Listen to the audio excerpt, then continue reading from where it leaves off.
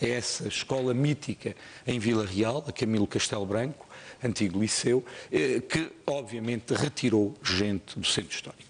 Agora, nós somos objetivos. Não é possível reinventar um centro histórico como havia há 10, há 15, há 20, há 30 anos. Não é possível. Então, o que é que se pode fazer sabendo que não há dinheiro? É agilizar todos estes instrumentos que há pouco explicitei, o estacionamento, a loja do cidadão, etc. E é possível ser proativo, fazendo uma associação de facto com empresários para empresários dentro de determinado ramo e determinada área, para que se faça no Centro Histórico de Vila Real aquilo que todos conhecemos que é feito em muitos centros históricos aqui na Galiza, na vizinha Espanha. Centros históricos animados, com bares, com tapas, com comes e bebes, com a nossa gastronomia.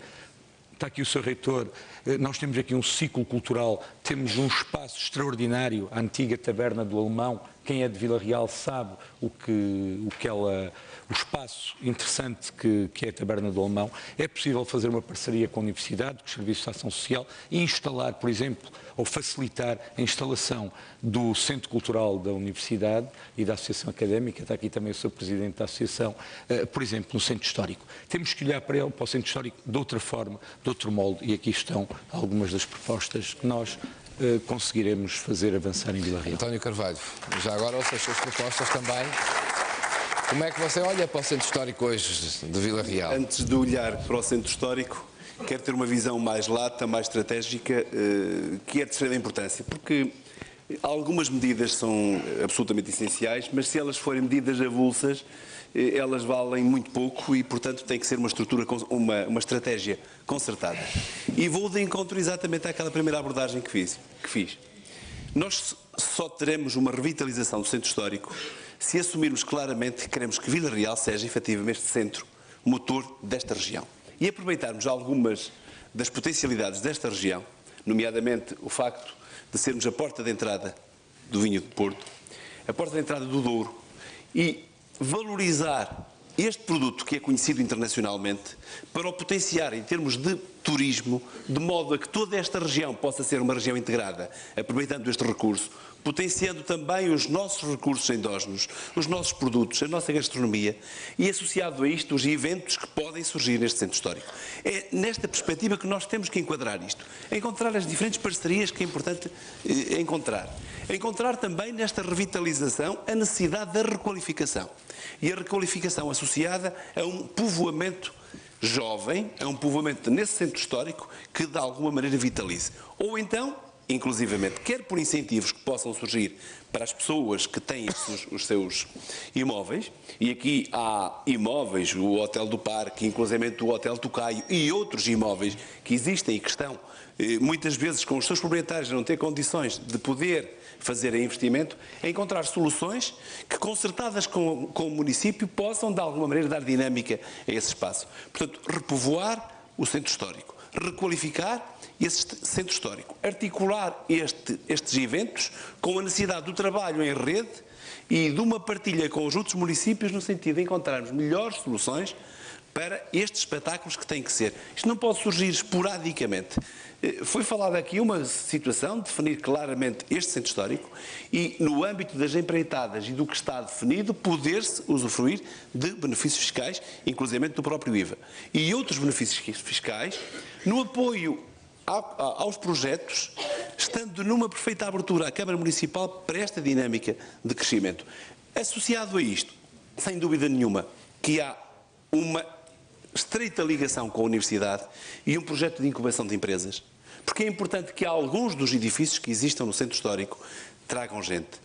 É importante que os edifícios que existem sejam revitalizados. É importante que, para além disto, se possam encontrar lojas âncora que dão também consistência a outras lojas. É que isso nunca foi feito? Eventualmente porque esta visão estratégica, relativamente a esta... E porque eu também não vejo aqui propostas com uma visão de estratégia tão ampla, que envolva tanta gente, de modo a que isto tenha consistência. Porque alguns não acreditam que nós possamos ser, efetivamente, o motor desta região. E eu acredito que Vila Real pode ser este motor se aproveitar os recursos que tem, o património, a biodiversidade, a riqueza gastronómica e tudo isso. Jorge, para fechar este tema só. Fechando este tema é o seguinte, eu falei da reabilitação, falta-me da animação. Há um problema de Vila Real e há pouco tempo o Rui Santos dizia que despacharam uma série de subsídios. Nós somos contra a atribuição de subsídios, somos a favor de contratos de programa. Como é que é? Por exemplo, com o Filandorra Teatro do Nordeste, quanto custa cada peça de teatro? Quanto custa cada animação de rua? Nós temos 4 companhias de teatro em Vila Real. Muito simples. Meus senhores, imaginemos que cada peça de teatro custa 400 euros. Cada animação de rua custa 150 euros. Então, todas as segundas-feiras de cada mês ou de X em X tempo, programamos com as 4 companhias animações de rua. Ao mesmo tempo, pegamos no Ginásio Clube, que recebe subsídios, e todos eles, em vez de receberem subsídios, compramos. A Câmara compra um pacote que é deles, que depois vai gerindo ao longo do tempo. Passamos a ter uma agenda cultural, uma agenda desportiva, e toda a gente sabe quando vai à Rua Direita, quando vai ao Centro Histórico, o que é que está aí definido. E o problema é que a gestão é casuística. Eu dou-lhe um exemplo muito simples. Está aqui o comandante, o presidente de um dos bombeiros, fomos aos 2. Os 2 recebem 60 mil euros. É impossível isto acontecer.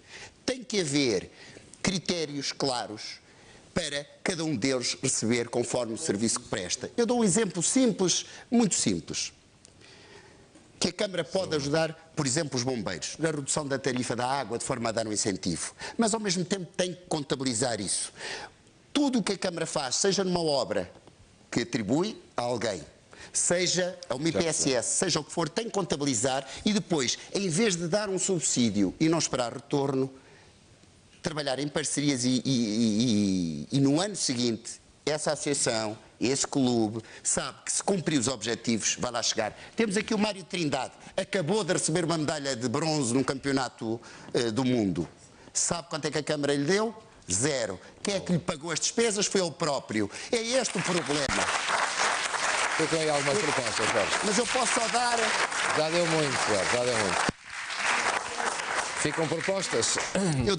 As propostas concretas em termos de... Já ouvimos essas propostas também, já temos estado aqui a ouvir. Rui, pronto, eu acho que se juntando as propostas todas, Vila Real era uma cidade magnífica, mas enfim, se não se entenderem depois... depois logo se vê, mas Rui, uma das coisas que me tem impressionado muito e que eu tenho visto tem de facto a ver com a ligação à universidade.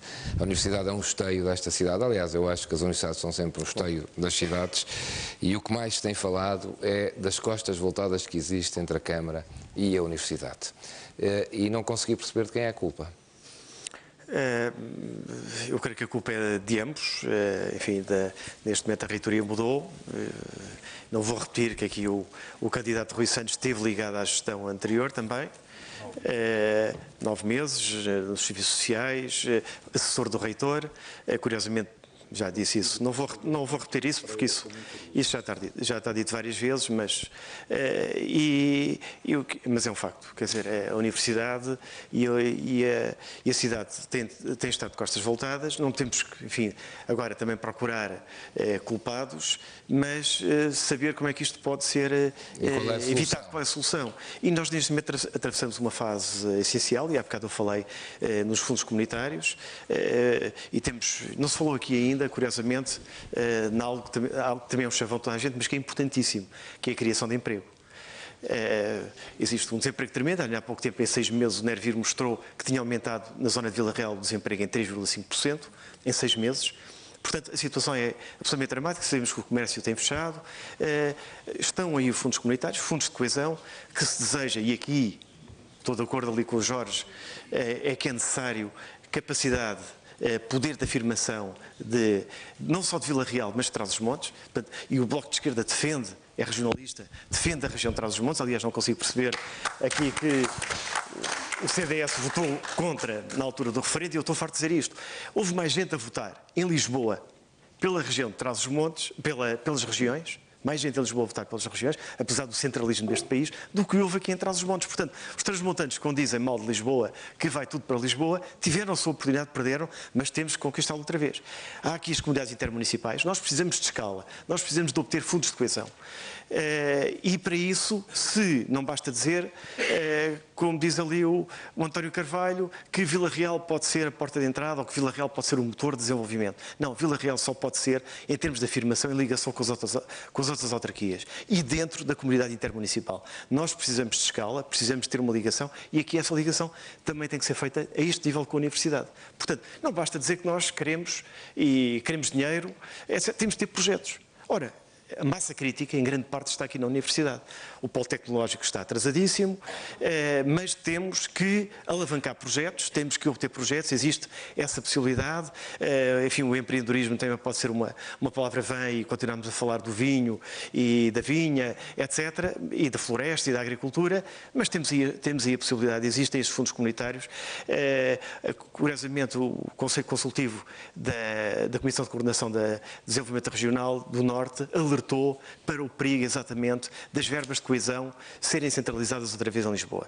Teoricamente, temos, portanto, as regiões pouco desenvolvidas podem obter 93%, portanto, as regiões desenvolvidas, designadamente Lisboa e Val do Tejo, apenas terão cerca de 7% dos fundos comunitários, mas temos que assegurar que isso acontece. Ora, Vila Real não pode continuar a brandir bandeiras e a dizer que é desprezada, etc., e os outros municípios também na zona envolvente, se não se aglutinarem, se não ultrapassarem as divergências mesquinhas e partidárias, etc., e caminharem numa perspectiva diferente. Porque, como eu disse há bocado, o betão, o dinheiro para fazer novas escolas, o dinheiro para fazer novas autoestradas acabou.